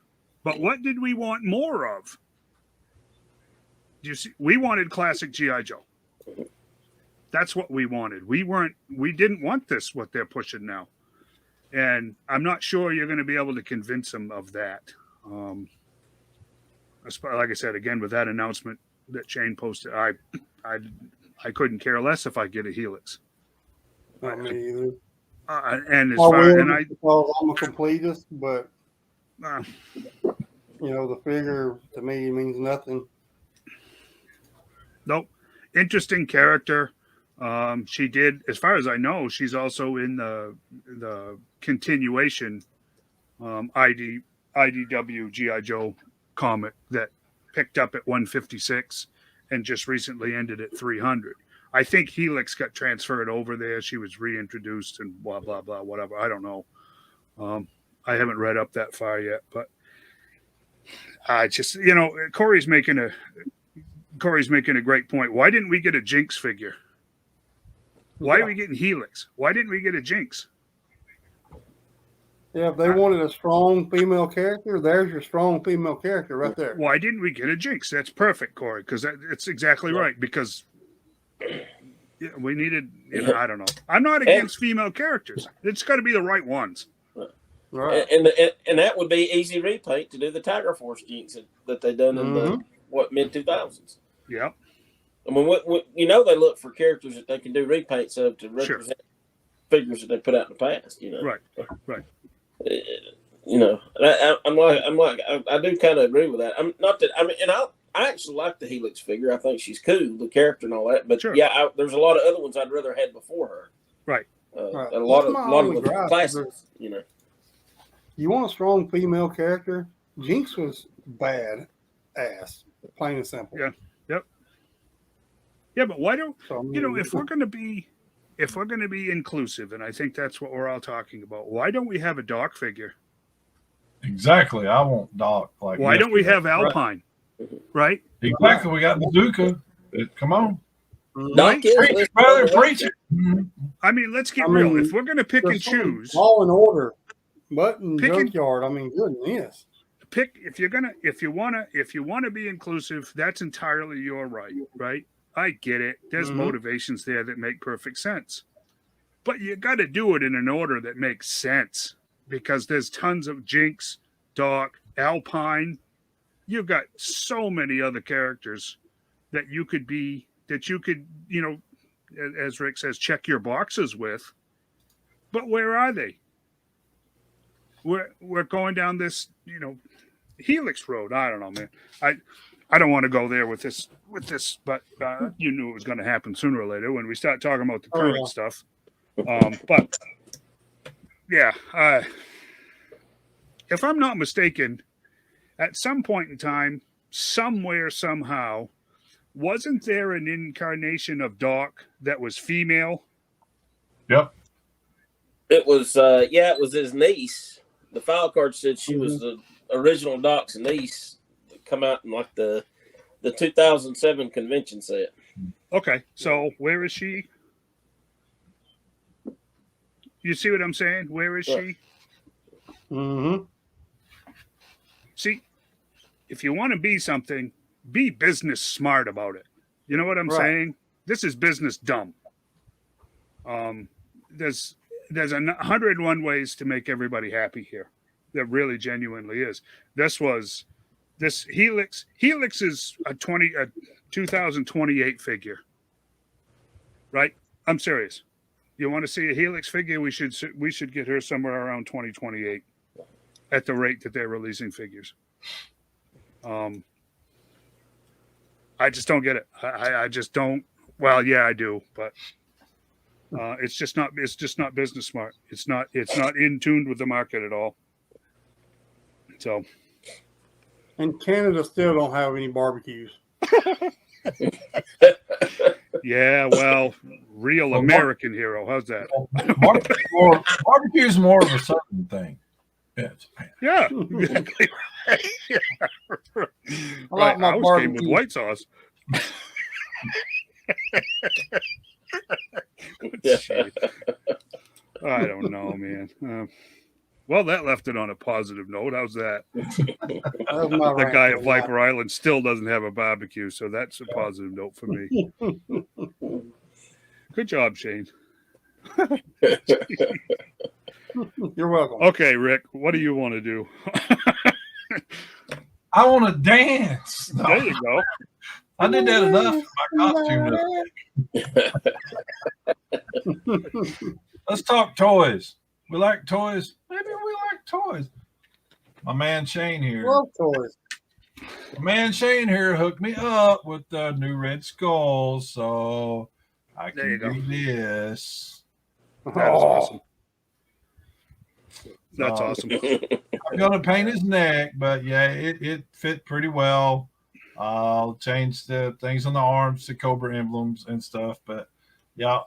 So I did this in the 3-3, in the 3 3/4 lines and stuff, and I can't find nothing right now. So I don't know. But yeah, it worked out pretty good. The Python officer guy, the only reason I got him is because I wanted his black helmet to go with this Cobra Commander head, to go on this body and everything else. The only problem is that this is a re-release of an MCU figure that was a Comic-Con exclusive, which I missed. So I was happy to get it as a Red Skull. I still want one. If I can find another one, I want one just to keep as a Red Skull. Sure.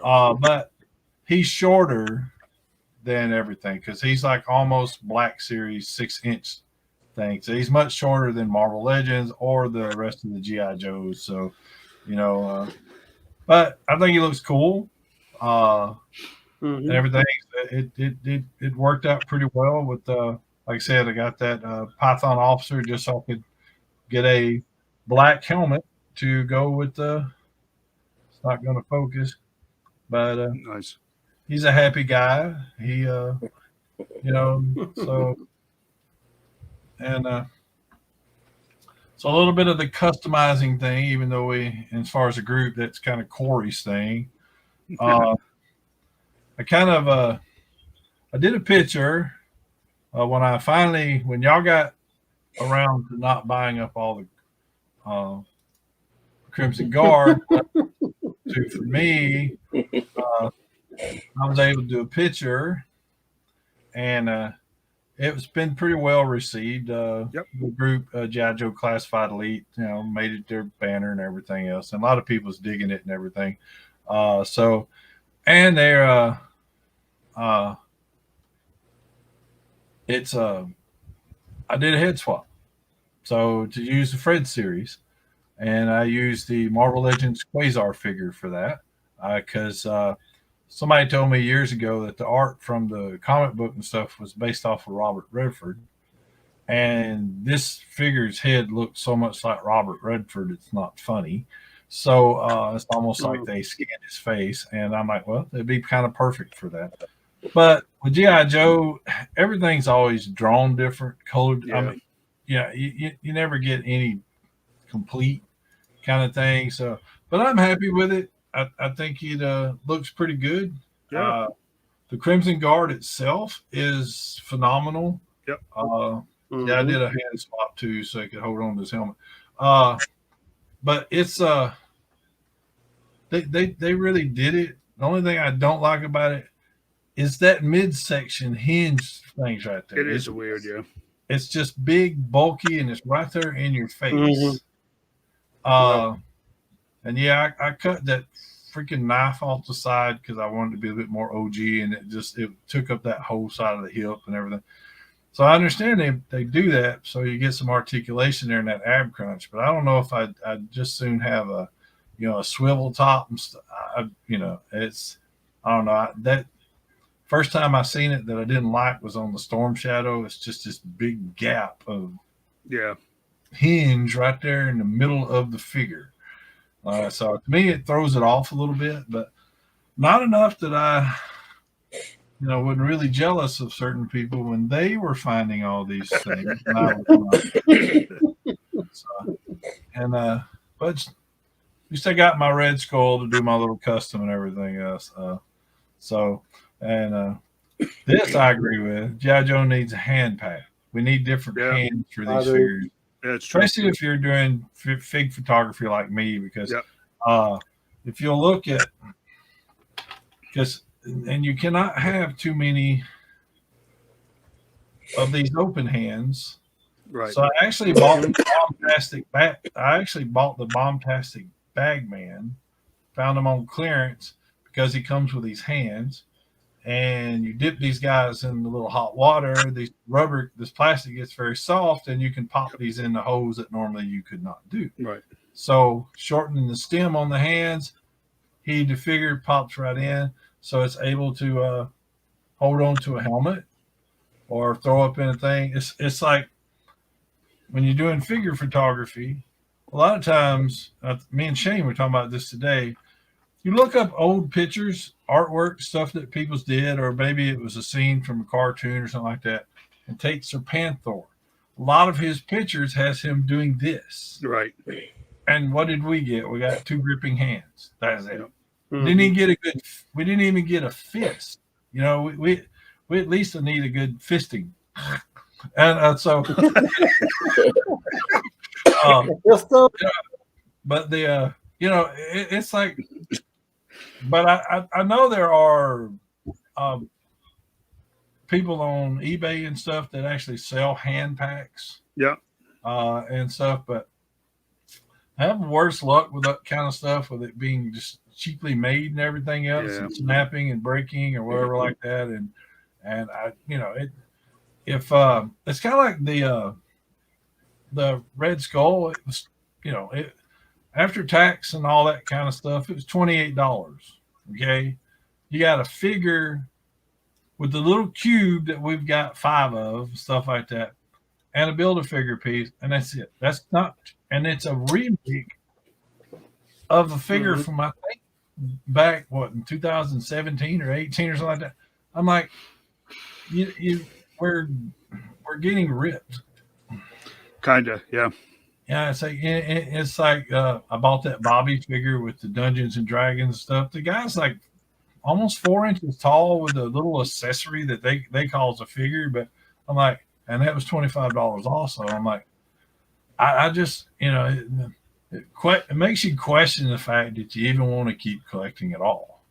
And then if they start making characters that you really, now Helix, I've got the 4-inch figure of her. It's a really nice figure and just kind of interesting character. I think, they like jump the gun, but maybe they're trying to go, well, let's give a few modern and a few vintage, because they do that with Marvel Legends. They'll be like, some MCU, we get some old comic book characters and some new comic book characters, and either way, people are going to complain. Fans just complain. Exactly. We're like, we're just like the old grumpy old women sit around the kitchen table. They complain about their husbands. They're just complaining the stuff. So, because we got our wants, there are things that we want, and we don't want to wait for them because we're old. We may not live long. I want to be able to, at least, still sit upright and do this stuff. But right. But at the prices, it's okay. It's one thing when saw a little hate and stuff on the Super 7 earlier, and the thing, and a lot of people stuff.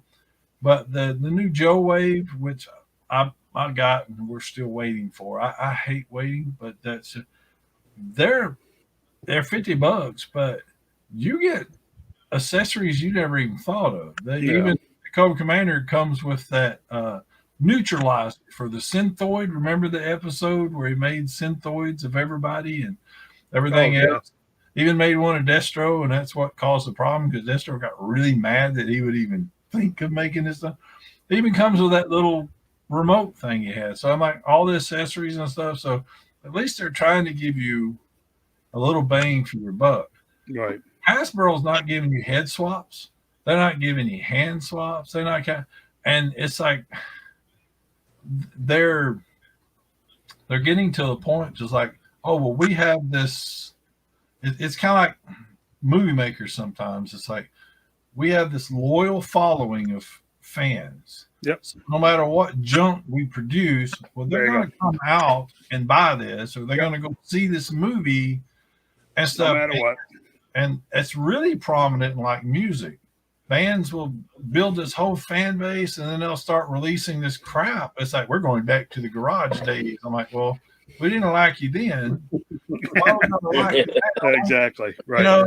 You know, well, we had to sell out. I'm like, no, you had to give people what they wanted. If you consider that selling out, then I'm sorry. And I think Hasbro's like, and yet you're completely right. They own Joe. There's no licenses and stuff. Nothing. So you can understand why Black Series might be $24.99. You can understand other things that are up, like even the Dungeon Dragons. They don't own that, so they got to pay a little bit more. Right. Spider-Man, it's Sony. They got, but not them. G.I. Joe's. You would think they could still keep that down, and if they're not going to, give us some freaking accessories. Yeah. You know, but they're playing that because this new 2-pack, I think we talked about in the group, I think it's going to be green shirts, and they're talking about it's going to be for Air and Steve. They're going these 2-pack, either going to be male or female or 2 male to how they're going to do it. So you watch and see, it's going to come with jetpacks because the jetpacks, Gridiron Studios and all them are already making it. I can't. It's against my religion. Since we talked about religion so much today, but it's against mine to spend more money on accessories than I do the figures itself. Yeah, right. that Gridiron thing, man, that stuff it's like next level. It's not. It's better than the product you're buying it for because them guys are just killing that everything else. But they're you know they're small, so they're a little bit proud of their stuff and the prices and everything else. True. Them and a few others have already doing these jetpacks and stuff. Fans are eating it up and all that kind of stuff. And I'm like, that's exactly what. So that gets your land, give you a few guns, maybe a head swap or two, and then the jetpacks. Well, there you go. So they're going to charge you $80, $79.99, and you're going to pay for that. And so, and that was that way back in the whole time with the mall babies or whatever that kind of stuff was. Remember that was on that list? That's exactly what that's going to be. That's going to be that 2-pack of the greens. We've got Cobra Vipers, we got Cobra Troopers, we got Python Vipers, all that kind of stuff. But we got no army builders for G.I. Joe. And for them to they can't keep making individual G.I. Joes because that's a new sculpt each time. So you take the buck body of like Stalker. That's just your basic G.I. Joe run-of-the-mill grunt. I mean, in the original 13, there was very little difference between them. Grunt, Zap, Hawk. Yeah, that's what made that Flash character in the original 13 so unique because it had the little chest panel in the orange and all that kind of stuff. And then you had Snake Eyes, and then later Scarlet came through and it was like different. But the rest of them, you could swap heads and everything, and you never know that. There was only 3 different heads, except for maybe the boots were a different color, or maybe the straps. Sometimes they were brown, sometimes they were black, blah blah, and stuff. You know, and it was like there for some of us old ones. We remember our main difference was one had swivel arms and one was straight. So right. Like you still got straight arm G.I. Joes? What are you poor? You know, right. I got the swivel now. I'm like, yeah, it's like the kung fu grip back in the old days. But yeah, it's just like I said, but they're not giving. I think that's a trend. My daughter visited today and she brought Taco Bell. The tacos were very skinny. I mean, they were shrinkflation. Yeah, they're cutting the portions. Yeah, and I know they do that. Yeah, and it's and that last time the Taco Bell did this, my girlfriend had worked for them, and they had raised the minimum wage. Well, they did all that to try to save back some money and all that kind of stuff before they raised the prices of everything. because they had a big long list of dollar menu stuff and all that stuff, and it went down to like 6 from like 15, stuff. So, and I know the principle starts a long time ago with the olive company in Italy. They saved millions by taking 1 olive per jar out of that. I'm sure y'all probably heard the stories. Yeah. But the guy saved the company millions because they took out 1 olive. And I'm like, so now they're like, well, instead of a portion of 6 ounces, we're going to go to 5. So again, they're going to charge you the same amount of money. Because I seen a bar of soap commercial, old one. I'm like, it was the size of the man's hand, and now they're like, and they got the groove cut in them, so it's even less. Right. And I'm like, so you're paying more to get less. Yep. And if the toy collecting, which is, it's a I don't know, my vocabulary's failing me here, but it's something that is an indulgence. So, and if it's no longer worth your thing, then it's going to have to be a character that you just dang well just want that in a 6-inch line. I'm like, other than that, you're like, I can just, it's like me and the Python things and the Tiger Force. I don't care if I find them or not. No, I don't either. When the regular OG bazooka comes out in his red shirt, I'll be, all over it. Like John's video, I'll be stealing it from kids if I have to. Yep. And like Shane, I may kick them. Twice. Once when they're up and once when they're down. John, I'm disappointed you didn't share that tonight. That was freaking hilarious. That was it's on the way. It's in the group though. This is worldwide. This is everywhere. Oh yeah, all 7 continents and Guadalupe. We'll put it on everybody watching that's not in the group. John did a thing with his kid, which did outstanding job. Tell that young man he did. Yeah, he did a good job. Marshall's good. They did a little skit where John runs up to him and steals the GI Joe from him and stuff because he was getting it for his buddy Shane. It's hilarious to watch stuff, but that's the group thing, our Facebook group, because none of us got no sense usually. But yeah, I was disappointed out amongst the videos that none of them are yours. And Shane, your pictures just now came from my email. I do have to give Nancy and Marshall credit. They're the ones that had the idea for the video. It was a good idea. It was great. They did a great job. Yeah, Nancy's the one that told him to get down on his knees and scream out. Our number one groupie is awesome. We got it all. She's the one that posted the video, so I don't even have it. She knows how to find donuts. I sell them too.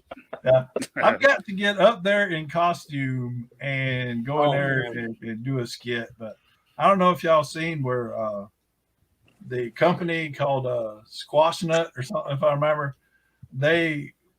My friend that shot that video, she posted in her, so they're going to endorse. I guess you'd say endorse us and send us product and stuff to actually shoot in video. So it's going to be kind of fun. So I may want to do all that and go to Bigfoot Donuts at the same time.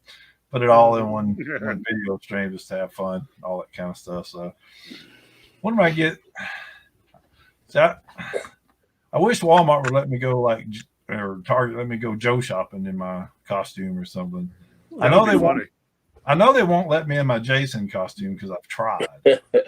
Even being accompanied by by sheriff's deputies, they still won't let you. It's like scaring somebody or something. I'm like, really? Yeah, it's just because they're afraid of masks. You can't wear a mask in there. Yeah, but you're required to have a mask to come in. Yeah. There's a picture I've got that I even put on one of them COVID masks above my hockey mask, and I tried to. I'm like, well, I'm wearing my COVID mask. It didn't work. Oh man. So but yeah, back to the toy thing. It's really getting where you buy it. And I think that's going to serve their purpose with their plastic-free packaging. You're not really going to know how disappointed you are until you open it. Exactly. That's all you came with? I mean, it's like, come on now. And then you get like those Crimson Guards. They got backpacks and swords and guns and pistols and all that stuff. So, that's a good deal. You feel like you got something. But Marvel Legends, they're getting really skimpy and they're putting too much weight on the Build-A-Figure and stuff. I think it's going to cost them. But I wish they'd do a Build-A-Figure of G.I. Joe, because I think it'd be a good way for us to get a snake armor. Snake armor would be great. Yep. But they'd have to release, at least 4 or 5, figures at the same time. Sure. In order for everybody to do the Build-A-Figure. Of course, now McFarlane. They have split up their Build-A-Figures like over different series. They'd release a couple of figures, a few pieces. 6 months later or so, release quarterly and stuff. So, and me and Shane run across and seen some more of the figures with that Solomon Grundy Build-A-Figure, and I want that figure, but I just don't want to spend $100 for it. It's hard, Yep. But I've seen them being sold online and like $80 and so. So I'm like, and that's without an extra figure. So I'm like, yeah. And the only shining light on that is that penguin figure. That's an impressive figure. I've only seen the reviews and pictures, but that just seems like they really, really did a good job on it. And I still can't find the Catwoman. I haven't been able to find one. I haven't seen one of them. I've seen the Goahoo and the Batman and that. Ra's al Ghul and the Batman are the ones I keep seeing. The one penguin that I've seen, I bought. But I have not seen Catwoman. So I don't know. I can order her from McFarlane direct for $19.95 or whatever, and that's what I'll end up doing. But every now and then companies will release a Build-A-Figure by itself. Kind of like they did King Shark. Yep. Sat in Norway. I freaking loved him in the movie and everything. It was just hilarious. But that's getting all hacked up. But it's the whole that whole accessories and getting your money's worth out of stuff that seems to be changing for me too. And it was kind of I quit collecting years ago because I started raising kids and all that kind of stuff, and money just it need to be spent somewhere else. But I still like to do course back then I gotta admit that's how I got my flag, is I got it at a yard sale for like $25. No kidding. And it was missing a couple of pieces, but I didn't care. Stuff like that. And because the one I had as a kid, it was too big to go in the room in my house, so it sit in the backyard. I worked all summer, mowed grass in order to buy that. And it's sitting rotted in the backyard. It rained and all that kind of stuff. And my dad was a pastor, and they kept moving us. So the last time we moved, it just stayed in the backyard because it was too muddy and all that stuff, and wouldn't allow. And I got another one as an adult and stuff. And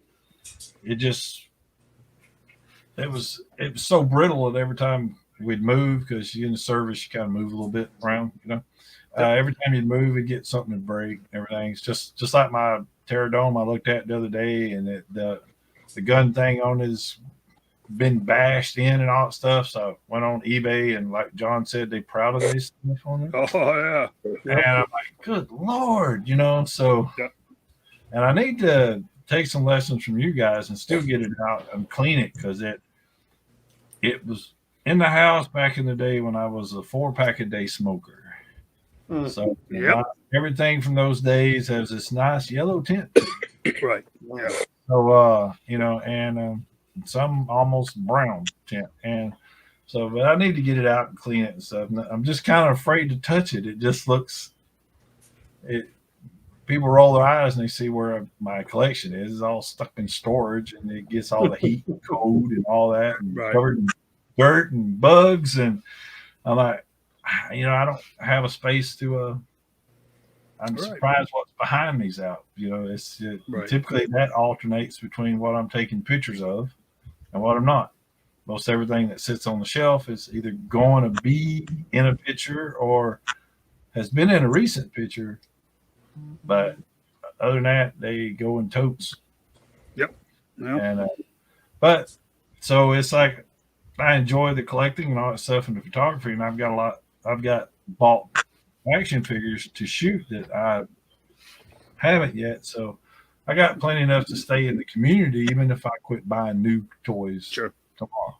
Right. So, and I hope I don't, because there are figures like airtight and sci-fi and stuff that I desperately want in 6-inch scale. You know, I want to see them guys. You know, stuff. So, and I'm probably more excited about getting the shipwreck coming up and the cover girl, just so I can do some funny pictures between those two, because they always had that little funny thing in the cartoons.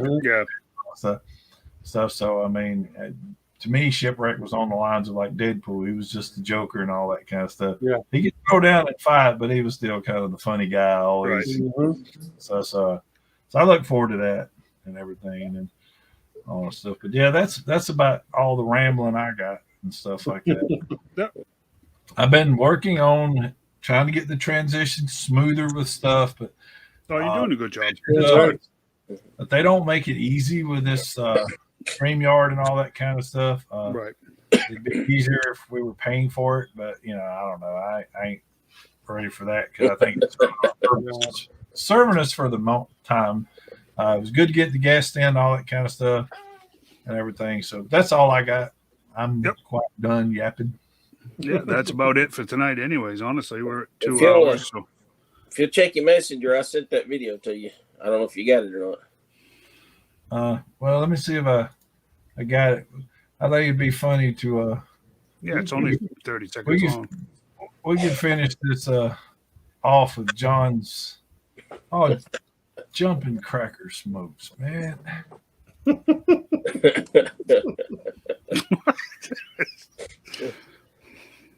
It ain't. It doesn't do right sometimes. This whole.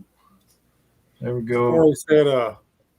Corey said earlier that we all needed to get together and hunt together and film it. Oh Lord, would that be something? Me kicking a kid while John's pushing him down. I'd definitely do it. Wow. Yeah, that would be funny. Let me get this up here. Poor Marshall. There it is. No sound. Oh, come on.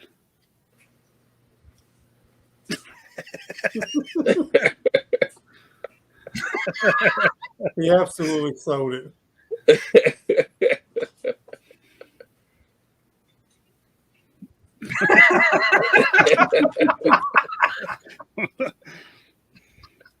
Y'all did awesome, man. That was great. Yeah. And he said right before he hit his knees, "Hey, that was mine." It's funny because right after that, the girl trying to sell AT&T come walking up. Nancy thought she done got in trouble. She thought it was a Target. Nice.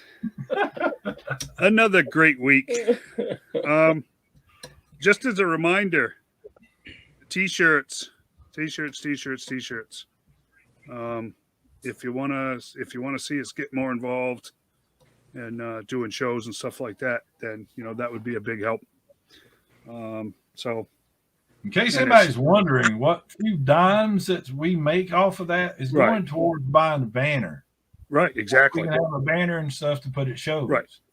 So I mean, and we've got it reduced to the price that we're making probably 50 cents a shirt. That's all. Yeah, exactly. The fundraiser's designed to make a lot of money, but that wasn't the point. But they didn't give us an option, so I put it as low as it could. So if we sell everything, we're probably going to make about $60. Exactly. Which would be enough to buy a nice banner for us to use at the toy shows and all that kind of stuff. Right. Yeah. So ain't no like Shane's going to go out and go on vacation on our money. Sorry. Right. So or buy toys.